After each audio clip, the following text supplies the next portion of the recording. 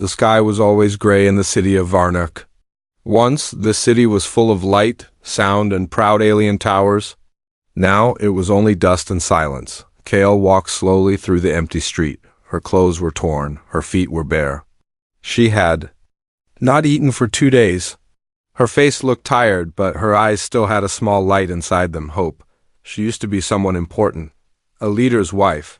But after the war, everything changed. Her husband was killed in the great battle. People left the city, they ran to safer places. But Kale stayed behind. She had nowhere to go. Now, the city was dead. Only shadows and ruins remained. Kale passed by a broken shop. Once it sold fresh fruits. Now there was only broken glass and dust. She looked around carefully. Maybe something was left behind, a crumb, a seed, anything, but there was nothing. She sighed. Her body was weak. She needed food. She needed rest. But more than that, she needed to survive. Suddenly she heard a sound, clink, metal hitting stone. Kale froze. She turned slowly. Her heart beat faster. Someone, or something, was nearby. She stepped behind a wall and peeked out. A figure was crawling out of the rubble. It was not an alien. It was something else. Tall, pale, in a strange uniform. His face was hurt. His leg was bleeding. It was a human. Kale had heard stories about humans. Some said they were monsters. Some said they were heroes. No one in her city had ever seen one. But now, here he was. The human tried to stand but fell again. He looked weak. Just like her. Kale watched him for a moment. Then, slowly, she stepped out. The human saw her and reached for something, a tool, a weapon maybe, but his hand fell. He was too tired to fight. Kale raised her hands, showing she had no weapons. She took a step closer. The human stared at her. His eyes were tired but sharp. Kale pointed to his leg, then to her small cloth pouch. She had herbs. Not much, but maybe enough to stop the bleeding. The human nodded. Slowly, she moved closer and cleaned his wound. He didn't speak. She didn't speak. Only their eyes talked. After a few minutes, Kale sat down beside him. There was silence between them. Then the human reached into his pocket and pulled out a small silver packet. Food. Kale's eyes widened. He looked at her, then slowly pushed the packet into her hands. Kale froze. She looked at him, confused. Why? She asked softly. The human smiled, just a little, and closed his eyes. He had given her his last meal. Kale looked at the packet. Her hands were shaking. She had nothing. He had nothing, but he still gave. Was this what humans were? She opened the packet and ate slowly. Her body felt warm again. Her mind cleared. She looked at the human. He had passed out. Kale checked his pulse. He was alive, but weak. She could leave him here. Walk away, but her heart said no. He helped her when he didn't have to. Now it was her turn. As the night came, strange sounds echoed in the city. Eyes watched from the broken buildings. Something was out there, something that did not like humans, or aliens who helped them, but Kale did not care. She picked up a metal rod as a weapon and sat beside the sleeping human. For the first time in many days, she was not alone. And for the first time in her life, she felt something strange. Something powerful. Hope. She was running. The ground was soft under her feet. The sun was warm. Flowers bloomed in every color. And he was there, her husband, laughing, alive. Kale, he said, holding her hand. You're safe now. She smiled. Her heart felt full. She wanted to stay in this dream forever, but then the sky cracked. The flowers turned to ash. The ground burned. And his hand turned cold. She looked at him. His face was gone. Kale woke up with a short breath. Her heart was racing. Her body was cold. It was still dark. The dream was gone. She looked around. Broken walls, rusted metal. The same ruined city. But the human, he was still there. Still breathing. She had moved him into an old building, what used to be a home. It had half a roof. The wind still came in. But it was better than nothing. He hadn't woken up since last night. Kale had stayed awake, guarding him with a metal rod. She stood up slowly and stretched. Her sore arms. She looked down at him again. There was a question burning in her mind. Why? Did he help me? Aliens didn't help each other anymore. Even her own kind had walked past her like she was already dead. But this human who didn't even know her had given her food. His last food. Was he foolish or kind or both? She moved quietly and checked his wounds. His leg was still bleeding a little, but not as bad now. She used some dry cloth to wrap it. Suddenly he moved. His hand twitched. Then his eyes opened slowly, blue eyes, full of pain and confusion. Kale stepped back, unsure. The human tried to sit up, groaned, then fell back. He looked at her. Kale pointed to his leg, then the cloth. I helped, she said, using slow, clear words. The human blinked, then nodded. He reached into his pocket, empty. Kale already knew. He had nothing left. He smiled slightly and said a word she didn't understand, but it felt like, thank you. Time passed. They sat quietly. The wind whistled through the broken roof. Kale looked outside. Then she heard it, a soft sound, like claws on stone. Click, click, click. She froze. The human heard it too. He tried to move, alert now. Kale held a finger to her lips. She grabbed the metal rod and crept to the edge of the doorway. She peeked out. Nothing. The street looked empty, but she knew better. Something was hunting, not for food, not for metal. But for the human. She had seen the Vectar, once silent, fast, and deadly. Creatures of shadow and bone, created for war, now living in ruins. They hated humans, and they hated those who helped them even more. Kale returned to the human. He looked at her. Tense. She whispered, danger. He understood. Kale helped him up. He put his arm around her shoulder. She held his waist. Step by step, they moved out the back. Every sound felt louder. Every corner felt like a trap, but they kept going. After what felt like hours, they reached a hidden spot under an old rail tunnel. Cold, but safe. The human sat down slowly, breathing hard. Kale sat beside him. No words were spoken, only silence and trust. As the night came again, Kale thought about her dream. About her husband. About how the world used to be. She looked at the human. This time she didn't feel alone. This time she had a reason to fight, even if the wall between them was still weak. Trust had started to grow. The tunnel was silent, not the peaceful kind of silent, the heavy kind. The kind that feels like something is watching from the dark corners. Kale felt it. So did the human. He sat against the wall. Legs still weak, breath still heavy, but eyes sharp. Kale had gathered some dry cloth, old metal pieces and wires. She placed them near him. Maybe he could use them. The human looked at the junk, then at her, and smiled just a little. Kale didn't smile back. Not because she was angry, because something didn't feel right. Far above the tunnel, across the broken buildings of the dead city, 3 thin shadows moved. Their eyes were glowing blue. Not with life, but with code. They were Vector Hunter. Drones left behind after the war. They were not born. They were made, built to find humans, built to erase them, and now they had found a trail. One of them bent down over the dirt.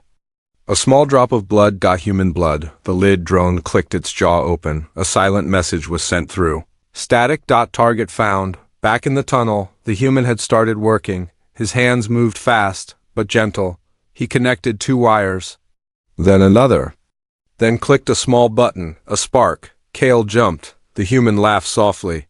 Then showed her he had made a signal device, small, broken, but maybe strong enough to call for help. He pressed a button. A red light blinked once, twice, then it turned off. No sound. No signal. Kale looked at him. He looked disappointed. She placed a hand on his shoulder. Try again, she said. He nodded. But outside, something had already heard. The Vectar were fast. They didn't run like animals.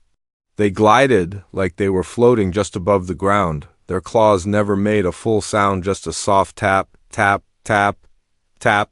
Inside the tunnel, Kale heard it. So did the human. Her eyes met his. They both knew time was up. Kale grabbed her metal rod. The human tried to stand but fell. His leg was too weak. Kale pulled his arm over her shoulder again. Her body ached, but she didn't stop. They moved deeper into the tunnel. Behind them, the sound grew louder. Tap, tap, clang, then Silence. Too silent. Kale turned. Nothing. Shadows. Then one of the shadows moved. A tall, thin creature stepped forward. Its face was not a face, just metal, wires, and two blue lights. It didn't speak. It didn't need to. It was here to kill. Kale stepped in front of the human. The Vactar took a step closer. Kale raised her rod. The Vactar tilted its head, almost amused. Then it charged, but Kale was fast. She swung her rod wide, clang, hitting the side of its head. Sparks flew. It screamed, not with sound, but with a high electric buzz. Then another one appeared behind her. The human. Still on? The ground reached for a broken pipe. He threw it, crack, hitting the second drone's leg. It stumbled. Kale grabbed the human's arm again and ran. They turned into a side tunnel. A small metal door stood half open. They pushed through it, slammed it shut, locked it with a rusted beam. Heavy breathing. Darkness. The sound of their hearts beating. Boom, boom. Kale fell to her knees. The human sat beside her, shaking. They were alive. For now. Kale turned her head. In the corner of this new room was a broken table, some tools, and a dusty screen. It flickered once, then showed a blue symbol. Kale gasped. It was an old science lab. Forgotten by time, but maybe not dead. The human stared at the screen, then at Kale. Together, they had found something more than safety. They had found a chance. Outside the door, the Vactar waited. They did not break the door. They were patient. They always watched. The old lab smelled like metal and memories. Dust floated in the air like tiny ghosts. Kale walked slowly across the room, her hand brushing over dead machines. Each one was cold, silent, as if they had not been touched in years. The human sat near a wall, breathing heavy, his face pale, but his eyes sharp, searching, thinking. He pointed at a large round screen on the far wall. The symbol still glowed there, dim blue light blinking every few seconds. It was alive. Kale stepped forward. Below the screen was a panel full of buttons, letters, and signs she didn't understand. The human joined her, crawling closer. He looked at the panel, then at her. He smiled, just slightly, this time. Kale smiled back. He pressed one button. The screen made a sound. Bzzzt. Then it spoke, a broken voice. Half machine, half echo. System, reboot, signal node error. Unable to connect. The human's face changed. Kale saw it. It was a mix of hope and heartbreak. He pointed to the signal tower on the screen. A small dot blinked red. He traced his finger to a second dot. It was gray. Kale understood. The signal couldn't reach the tower. Something was broken, something outside. The human closed his eyes and leaned back against the wall. For a moment, silence returned. Kale sat beside him. She took a deep breath. You're home? Far? She asked. The human nodded. Sky. Stars? He said softly, pointing upward. She looked up though all she saw was a cracked ceiling. He looked at her, then touched his chest. Soldier, Kale nodded slowly. I know. He pointed at her, raised his eyebrows. She hesitated, then placed her palm on her chest. Kale? Kale, he repeated with a gentle smile. Then he pointed at himself. Rhett? She said it quietly, as if learning a secret. Rhett. Outside the lab, the wind blew harder. The Vactar were still near, watching, waiting. Rhett looked at the tools around him. Old wires. Rusted parts? He pointed at the signal panel and then at the junk. On the floor, he was asking her for help. Kale got up without a word and started searching. Together, they began to rebuild something small, strange. I am PORTNT, a second signal device, but this one had to reach the stars. Time passed. Maybe hours, maybe more. Kale's hands were dirty. Rhett's fingers were shaking, but the light in their eyes was growing. Piece by piece, they built the device. At last, Rhett placed the final wire. He looked at Kale. She gave a small nod. He pressed the button. Click. The machine hummed. A soft, rising tone. The screen turned blue again, then red. Signal failed. Interference detected.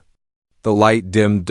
Everything stopped. Kale stared at the screen. Rhett didn't move. Then, slowly, he leaned forward. Tired. Defeated. Kale touched the screen with her fingers. The problem was outside. Something was blocking the signal. She turned to him. I go, she said softly. Rhett shook his head quickly. No, too dangerous. Kale looked him in the eye. You gave me food, she whispered. Now I give you chance. Outside the door, danger waited, but Kale was ready. She picked up her metal rod. Tied cloth around her face, she looked at Rhett one last time. He reached out and gently placed something in her hand. It was a small badge, his name on it. A soldier's mark. Kale closed her fingers around it. Then she left the lab and stepped into the shadows. As the door shut behind her, Rhett sat alone in the dark. He looked at the dead screen, then at the stars. He could not see. And he waited. The city had changed, or maybe it hadn't. Maybe Kale had changed. She stepped carefully. Across the ruins, the air was sharp. The wind carried voices that weren't really there. Echoes of a city that once lived. Her eyes moved from shadow to shadow. She wasn't searching for food anymore. She was searching for hope. The signal tower was close. She remembered it from years ago, a tall black spire rising above the West District.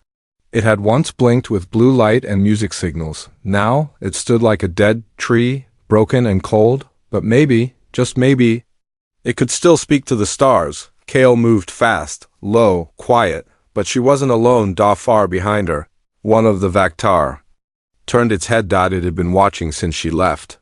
The others stayed behind. This one wanted the hunt for itself. It moved fast. Kale reached the tower base. The old power core was buried under metal plates and rust. She pulled at wires, cleared debris. Her hands bled, but she kept going. She found the antenna switch dead. Then she saw it. A wire had been cut, clean, not by time, but by someone. Sabotage. Maybe the Vaktar had done more than just hunt? Maybe they wanted the city quiet. Forever. Kale dug into her pouch. Found the copper wire Rhett gave her before she left. Fix. Signal, he had said. She tied it in place. Pressed the switch. Nothing. Then, beep, a soft green light blinked once. Twice. Then steady. Kale exhaled. The signal was moving. She had done it. Now Rhett just had to press send. But then, tap, tap. Click. She turned. The Vaktar stood at the edge of the platform, its head tilted sideways. Its mouth slowly opened, showing spinning gears instead of teeth. It hissed not with breath, but static. Kale raised her rod, but she was tired, bleeding, alone. The creature charged. She swung once, missed. It knocked her down. Hard. Her hand reached blindly and found a sharp piece of pipe. She stabbed upward. Crack. Into its side. The creature shrieked. She pushed it away, then rolled and ran. She didn't run back to the street. She ran down into the basement. Below the tower, where no one had been in years, inside. It was dark. Too dark. She found a light switch. Old power sparked, and a dim yellow glow lit the room. It wasn't just a storage basement. It was a shelter. Beds, supplies, solar cells. And on one table, a small terminal. Still running, she stepped closer. A name blinked on the screen. Project Haven Level 2 Human Collaboration. Kale stared. The city was never just alien. The lab, the tower, this room. They had all been part of something bigger. Once. This place had worked with humans. Together before the war, before the betrayal, before everything fell. A sound broke her thoughts. Bang. The Vaktar had found the stairway. Kale didn't wait. She grabbed a solar cell pack and a data chip from the terminal, then ran out the back. Escape tunnel. She didn't look back. Back at the lab, Rhett stared at the blinking screen. Incoming power detected. Signal. Stable. His hands shook as he pressed send. The screen turned blue. Message sent. Location marked. Then he smiled just a little and fell back. Exhausted. Outside he heard movement, a door opening. Kale walked in, breathing hard, blood on her sleeve, but her eyes sharp. She dropped the solar pack next to him. Found shelter, she whispered. With history. Rhett stared. Kale handed him the data chip. He took it gently. Their worlds had met once before. Now, they had just reopened the door, but outside the lab, far away, the Vaktar were no longer hunting in ones and twos. They were gathering because the signal had reached more than just Earth. It had woken something old, something worse. The storm was coming, not wind. Not rain, something worse. Kale could feel it in the ground. A deep hum, like the city was holding its breath. She stood at the top of the shelter stairs. Looking out through a cracked window. In the distance, she saw them, the Vaktar. Dozens now. Not crawling. Not hunting. Marching. Something had changed. And she knew why. The signal. It had worked, but it had also brought death with it. Behind her, Rhett lay on a bed made from old blankets. His face pale, his breathing slow. The fever was worse now. The wound on his leg had turned red and hot. He needed help. Medicine, real care. Earth's ship could save him if it came in time, but time was running out, and so was Kale's strength. In her hand was a small map, old paper, found in the lab. It showed a hidden path, one that led out of the city. There was a safe zone marked at the edge of the mountains. An old outpost, food, shelter, protection. She could leave now. She could survive. Alone. She sat beside Rhett and looked at him. He didn't speak. He was too weak, but his eyes opened and looked at her. She saw something there. Not pain. Not fear, but trust. A quiet belief that she wouldn't leave. Kale stood up. She walked to the door. She opened it. The wind hit her face. Freedom waited outside, but something held her feet in place. Memory. The first day they met, the food in her hands, his voice asking nothing in return. He had saved her with nothing but kindness. Now, she held everything. And had to choose. Suddenly. Boom. The ground shook. Dust fell from the ceiling. The Vaktar had reached the outer wall. She had minutes. Maybe less. She looked at the door again, then at Rhett. Then down at her hands, shaking, torn, but still alive. Kale closed the door. She made her choice. She moved fast now. She pulled a wire from the signal machine, connected it to the solar battery. She found in the tower, overloaded it. She had one trick left, a trap. The Vaktar stormed the hallway. Sparks flew from the ceiling as lights burst above. They reached the final door. Kale stood on the other side, beside Rhett, holding a small button in her hand. Her voice was calm now. To Rhett, to herself. Live, she whispered. The door exploded open. Dozens of Vaktar rushed in. Kale pressed the button. Flash. A wave of heat and light. The battery core exploded, sending fire and noise through the lab. Walls shook. Machines burned. And silence followed. Much later, dust settled. Ash floated in the air. The lab was destroyed, but from the rubble, a sound broke through. A long, low hum. A ship descending from the clouds. A human ship. Searchlights cut through the smoke. Footsteps approached, and beneath broken steel, soldier's badge lay in the ashes. And next to it, two handprints, one small, one strong, together.